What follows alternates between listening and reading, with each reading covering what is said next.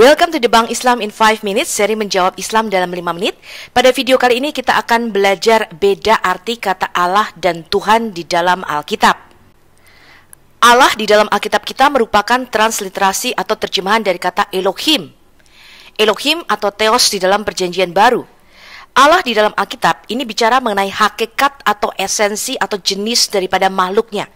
Jadi Allah di dalam Alkitab menunjuk kepada makhluk roh atau makhluk ilahi yang mempunyai otoritas di dalam dimensi roh. Kata Elohim ini berarti suatu tempat kediaman di dalam dimensi roh. Jadi ada banyak makhluk roh yang termasuk di dalam jenis Allah atau Elohim di dalam Alkitab kita. Jika orang Israel ingin merujuk kepada Allah yang tertinggi yang mereka sembah, mereka menggunakan definite artikel atau kata sandang Ha Elohim atau Elohim Allah yang satu itu. Saya kasih Anda contohnya ya, misalnya Mazmur 82 ayat 1. Ini adalah Mazmur Bani Asaf. Dikatakan di sini, Allah atau Elohim berdiri di dalam sidang ilahi. Di antara para Elohim atau para Allah, dia menghakimi.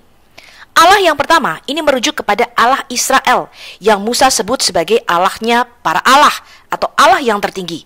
Kemudian Allah yang kedua, ini merujuk sebagai the watchers, para penjaga kudus atau anak-anak Allah, yaitu makhluk roh yang kita sebut dengan roh-roh teritorial. Makhluk ilahi atau divine being apa saja yang disebutkan dalam golongan Elohim atau Allah di dalam Alkitab kita? Yodevave, Tuhan Allah Israel, disebutkan 7.000 kali di dalam Alkitab dan termasuk golongan atau jenis Elohim atau Allah di dalam Alkitab. Kemudian ada anak-anak Allah di dalam Mazmur 82 ayat 1 dan 6. Kemudian ada dewa-dewi berhala bangsa-bangsa, juga termasuk dalam golongan Allah atau ilah, Elohim di dalam Alkitab kita. Contohnya Hakim-Hakim 11 ayat 24, 1 Raja-Raja 11 ayat 33. Kemudian setan-setan atau Shedim di dalam Ulangan 32 ayat 17 disebut juga sebagai Allah atau ilah yang disembah. Kemudian roh Samuel atau roh orang mati di dalam 1 Samuel 28 ayat 13 disebut sebagai Elohim. Malaikat dan malaikat Yahweh di dalam Kejadian 35 ayat 7 adalah salah satu contoh yang disebut termasuk di dalam Elohim atau Allah di dalam Alkitab kita. Yesus disebut Allah karena hakikatnya sebagai sang firman Allah yang satu jenis atau monogenes dengan Bapa. Kita baca di Yohanes 1 ayat 14. Firman itu telah menjadi manusia dan diam di antara kita. Dan kita telah melihat kemuliaannya, yaitu kemuliaan yang diberikan kepadanya sebagai anak tunggal Bapa penuh kasih karunia dan kebenaran.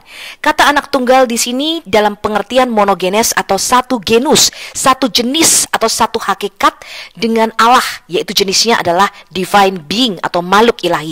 Itulah sebabnya Yesus disebut Allah bagi kita.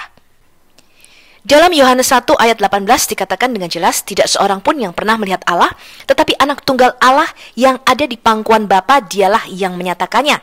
Sebenarnya bukan di pangkuan ya, tetapi in the bosom. In the bosom itu artinya di dalam diri Bapa, di dalam dada Bapa.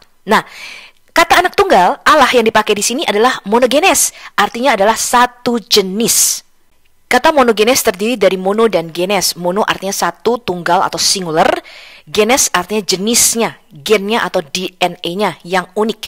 Jadi sebagai firman Allah, Yesus itu satu jenis, satu esensi, satu hakikat dengan Bapa di surga. Lalu apa arti kata Tuhan atau Tuan di dalam Alkitab kita?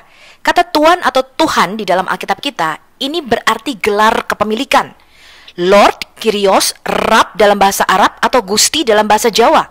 Kata Kyrios yang disematkan kepada Yesus sebagai Mesias ini merujuk pada gelar kepenguasaannya, berarti pemilik atau penguasa tunggal. Kepemilikan atau kepenguasaan Yesus itu terdiri dari surga dan bumi. Itulah sebabnya dia disebut Tuhan, karena Yesus adalah Tuan di atas segala Tuan dan Raja di atas segala Raja. Begitu juga dengan di dalam Al-Quran, kalau kita lihat, kata Rab atau Tuan itu juga bisa untuk manusia dan juga bisa untuk Allah Subhanahu wa Ta'ala.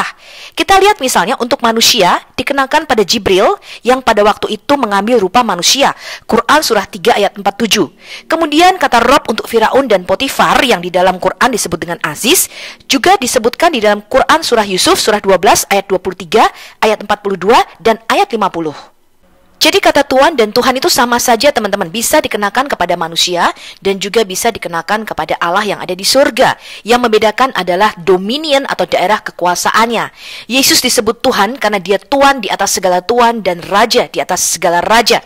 Kita baca Filipi 2 ayat 10 sampai 11. Supaya dalam nama Yesus bertekuk lutut segala yang ada di langit dan yang ada di atas bumi dan yang ada di bawah bumi, dan segala lidah mengaku Yesus Kristus adalah penguasa, adalah Tuhan, adalah Tuan bagi kemuliaan Allah Bapa.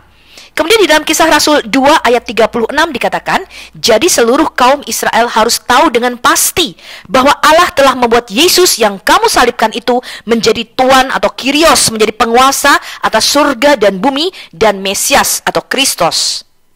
Kepenguasaan Yesus meliputi surga dan bumi. Kita baca Matius 28 ayat 18. Yesus mendekati mereka dan berkata, kepadaku telah diberikan segala kuasa di surga dan di bumi. Kemudian bukan hanya di surga dan di bumi, tetapi juga di dalam alam maut atau di bawah bumi. Dalam Wahyu 1 ayat 17 sampai 18, Yesus mengatakan, jangan takut, aku adalah yang awal dan yang akhir dan yang hidup. Aku telah mati, namun lihatlah aku hidup sampai selama-lamanya, dan aku memegang segala kunci maut dan kerajaan maut. Itulah sebabnya segala yang ada di surga, di bumi, dan di bawah bumi takluk di bawah kaki Yesus. Makanya Yesus disebut Tuan di atas segala Tuan atau Tuhan semesta alam. Demikian pemaparan video kali ini. Sampai jumpa pada video menjawab Islam dalam 5 menit selanjutnya. Shalom.